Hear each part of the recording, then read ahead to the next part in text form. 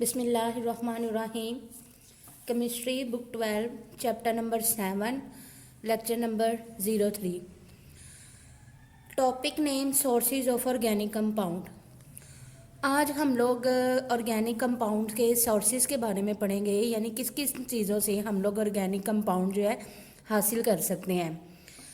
शुरू से ही प्लांट और एनिमल जो हैं वो मेन सोर्सेज हैं ऑर्गेनिक कंपाउंड को हासिल करने के लिए। जैसे हम लोग एनिमल्स में फूड हम लोग खाते हैं, इससे हमें ऑर्गेनिक कंपाउंड मिलता है। सब्जियां खाते हैं, विटामिन्स, मिनरल्स, कार्बोहाइड्रेट्स, जैसे मैं बता चुकी ये सारे हमारे पास ऑर्गेनिक मॉलिक्यूल के ही सोर्सेज हैं।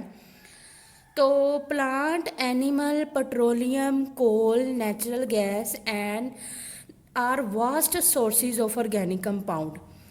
प्लांट एनिमल ना सिर्फ लिविंग प्लांट एनिमल बल्कि जब ये डेड हो जाते हैं तब भी ये हमारे पास इम्पोर्टेंट सोर्स होते हैं ऑर्गेनिक कंपाउंड को हासिल करने का।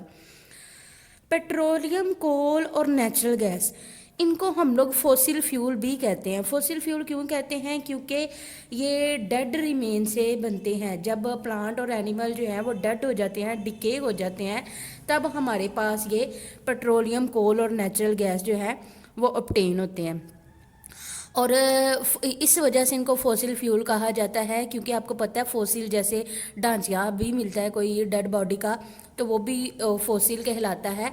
तो जो बचा कुचा या डेड रिमेन्स होता है वो फॉसिल कहलाता है, और इसको हम लोग एज आ फ्यूल के तौर पे भी इस्तेमाल करते हैं, इसलिए ये फॉसिल फ्यूल कहलाते हैं।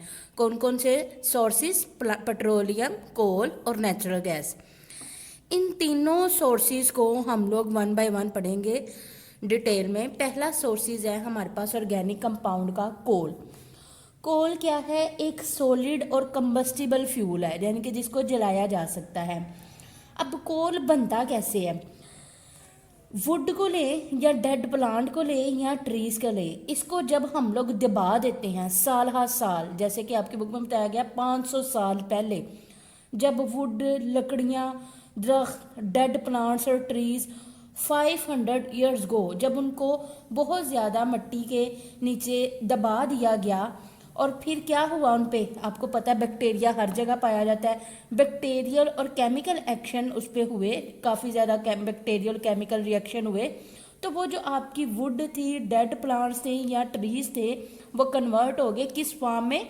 पीट की फॉर्म में। ये अब कोयले बनने के प्रोसेस हैं। इस पीट पे जब हम लोगों ने हाई टेम्परेचर और प्रेशर लगाया तो वो पीट कन्वर्ट होगी लिग्नाइट में। लिग्नाइट पे जब हमने मज़ीद प्रेशर डाला तो वो बिटुमिनस कोल में, और बिटुमिनस कोल पे मज़ीद प्रेशर डाला तो वो हमारे पास आ गई एंथ्रासाइट में। एंथ्रासाइट जो है ये गुड क्वालिटी का कोल है, सबसे अच्छी क्वालिटी का जो है वो कोल पाया जाता है। अब ये जो पीट है, लिग्नाइट है, बिटुमिनस कोल है, एंथ्रासाइट है, ये सारे कोल ही हैं, लेकिन फ़र्क क्या है? इनमें कार्बन कंटेंट का फ़र्क है।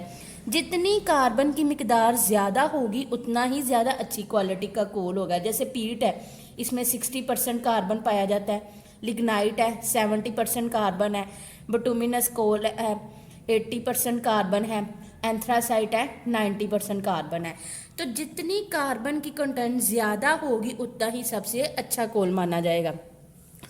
अब इसकी जो है ना सीक्वेंस याद करने के लिए एक ट्रिक मैं बच्चों को बताती हूँ। जैसे हम लोग कहते हैं प्लीज़ बीए, यानी कि प्लीज़ बीए तक पढ़ लो, तो उसमें क्या होता है? P stand for peat, L stand for lignite, B stand for bituminous coal और ए स्टैंड फॉर एंथ्रासाइट। इस ट्रिक के ज़रिए जो मैंने बताई है, इससे हम लोग पूरी सीक्वेंस याद कर सकते हैं। इसको मैं रिपीट कर देती हूँ कंडीशन के साथ कि जैसे हमारे पास स्टार्ट में वुड, प्लांट और ट्रीज थे, तो इस पर हमने बैक्टीरियल और केमिकल रिएक्शन लगाया तो वो कन्वर्ट हो गया पीट में। पीट पे हम लोगों ने हाई टेम्परेचर और प्रेशर लगाया तो वो कन्वर्ट हो गया लिग्नाइट में। लिग्नाइट पे सिर्फ प्रेशर लगाया तो वो कन्वर्ट हो गया बिटुमिनस कोल पे। बिटुमिनस कोल पे प्रेशर लगाया तो वो कन्वर्ट हो गया एंथ्रासाइट पे। ये जो स्मॉल जी है ये सिर्फ मैंने आपको याद करने के लिए लिखा है, एक ट्रिक बनाने के लिए, इसका इस्तेमाल नहीं है। तो इस ट्रिक के ज़रिए से आप आसानी से इसकी सीक्वेंस डिस्टर्ब नहीं कर सकते, क्योंकि ये भी बच्चे अक्सर गलतियां करते हैं कि बाज़ औक़ात ये लिग्नाइट बाद में लिखेंगे, बिटुमिनस कोल पहले लिख देंगे। तो ये सीक्वेंस मैटर करती है अच्छी क्वालिटी को कोल को तैयार करने के लिए, यानी बस बाय स्टेप एंथ्रासाइट में जा रहा है ना। इस तरीके से हम लोग जो है वुड, डेड प्लांट और ट्री से एंथ्रासाइट में अच्छी क्वालिटी के कोल में चले जाते हैं। इस सीक्वेंस के ज़रिए से कोल तैयार होता है। फिर जब ये हमारे पास कोल तैयार हो जाता है तो हम जब इसकी डिस्ट्रक्टिव डिस्टिलेशन करवाते हैं। डिस्ट्रक्टिव डिस्टिलेशन किसे कहते हैं ये मैं अभी आपको बताती हूँ। डिस्ट्रक्टिव डिस्टिलेशन ऑफ कोल, या इसको और भी क्या टर्मिनोलॉजी कहते हैं, कार्बोनाइजेशन। तो द कार्बोनाइजेशन या डिस्ट्रक्टिव डिस्टिलेशन ऑफ कोल जो है वो क्या चीज़ है? Thermal decomposition of coal in the absence of air at high temperature 500 to 1000 degree Celsius is called carbonisation.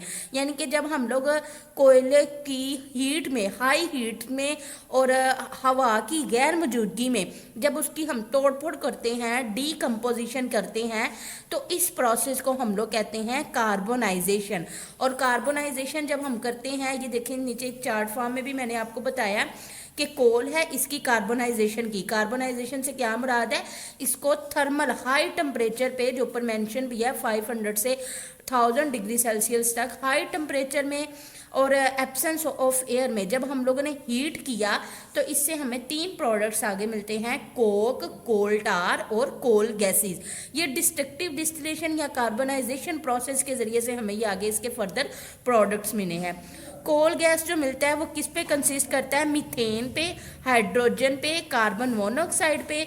कोल टार जो है इसमें मोस्टली हमारे पास एरोमेटिक कंपाउंड्स होते हैं। एरोमेटिक कंपाउंड यानी कि जिसमें बेंजीन होगी और मुख्तलिफ तरह के एरोमेटिक कंपाउंड होते हैं जिनको हम लोग सेपरेट कर लेते हैं फ्रैक्शनल डिस्टिलेशन से।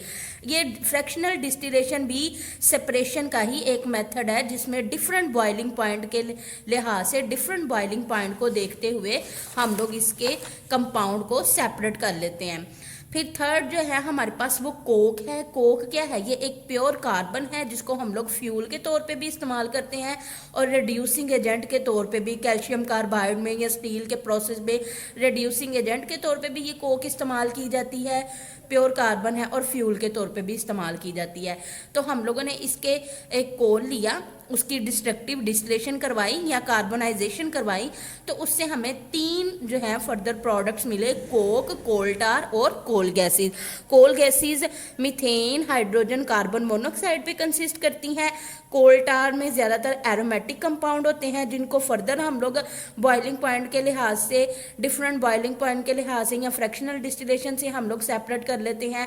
और थर्ड क्या है? कोक, प्योर कार्बन, जिसको फ्यूल और रिड्यूसिंग एजेंट के तौर पे भी यूज़ किया जाता है। अब अगर हम लोग कोल के यूजेस देखें तो पाकिस्तान में टोटल कोल रिसोर्सेज जो है ना वो 184 बिलियन टन है, यानी कि 184 बिलियन टन जो है वो कोल प्रोड्यूस कर रहे हैं। ये जितना भी कोल पाकिस्तान में तैयार हो रहा है इसका तकरीबन 80% जो कोल है वो इस्तेमाल हो जाता है to make bricks in lime kiln, यानी कि ईंटें बनाने की जो बड़ी बड़ी भट्टियाँ हैं उसमें ये कोल इस्तेमाल हो जाता है। इसके अलावा कुछ क्वांटिटी जो है इस कोल की वो डोमेस्टिक पर्पस। डोमेस्टिक पर्पस क्या है? घरों में इस्तेमाल, सर्दियों में अक्सर कोयले का इस्तेमाल करते हैं, तो डोमेस्टिक पर्पस के तौर पे भी कोयले का इस्तेमाल किया जाता है। तो ये नेक्स्ट लेक्चर में मैं इसका ऑर्गेनिक कंपाउंड का सेकंड सोर्स बताऊंगी, नेचुरल गैस का। अगर मैं लेक्चर रिवाइज करूं, जो आज हम लोग पढ़ रहे थे, सोर्सेज ऑफ ऑर्गेनिक कंपाउंड, आपकी बुक में 3 सोर्सेज को डिटेल में बताया गया है, कोल, नेचुरल गैस एंड पेट्रोलियम। पहला सोर्स जो हम लोगों ने पढ़ा आज कोल था, जिसको मैंने बताया कि किस तरीके से, किस सीक्वेंस के ज़रिए से आप कोल को तैयार कर सकते हैं। और इस कोल की सीक्वेंस को याद करने के लिए मैंने आपको एक ट्रिक बताई, प्लीज़ बीए, यानी कि अक्सर बच्चों को कहते हैं ना, बच्चों बीए तक तो पढ़ लो कम से कम। तो प्लीज़ भी ये इसकी एक ट्रिक थी जिससे आप इसकी सीक्वेंस को याद रख सकते हैं। देन जब हमारे पास फिर कोल तैयार हो जाता है तो उसकी डिस्ट्रक्टिव डिस्टिलेशन के ज़रिए से या कार्बोनाइजेशन के ज़रिए से कौन कौन से प्रोडक्ट हमारे पास आ जाते हैं और इसके जब इस्तेमाल कहाँ कहाँ पे होते हैं कोल के। और नेक्स्ट वीडियो में इंशाल्लाह हम लोग सेकंड सोर्स ऑर्गेनिक कंपाउंड का पढ़ेंगे जो कि है नेचुरल गैस। आज का लेक्चर इतना ही था। अगर आपको मेरी वीडियो अच्छी लगी हो तो इसको सब्सक्राइब करें, शेयर करें अपने फ्रेंड्स के साथ और कमेंट सेक्शन में अपने फीडबैक से ज़रूर आगाह करें मुझे। अल्लाह हाफिज़।